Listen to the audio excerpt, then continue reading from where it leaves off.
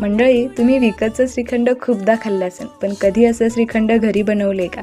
नसेल बनवलं ना, तर आत्ताच हा रेसिपी व्हिडिओ शेअर आणि सेव्ह करून ठेवा.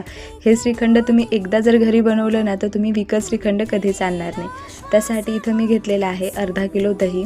आता इथं एक डबा ठेवला, त्यावरती पुरणाची चाळण ठेवलेली आहे आणि त्यावरती स्वच्छ धुतलेला कपडा ठेवला आणि त्यामध्ये हे सगळं दही आपल्याला काढून घ्यायचं आहे आणि याची अशी गाठ बांधून ठेवायची. एक तासाभरासाठी हे असंच बांधून फ्रीजमध्ये ठेवलेलं आहे, जेणेकरून यामधलं सगळं पाणी व्यवस्थित असं निथळलं जातं. एका तासाच्या नंतर मस्त असा दाटसर आपला चक्का इथे तयार झालेला आहे.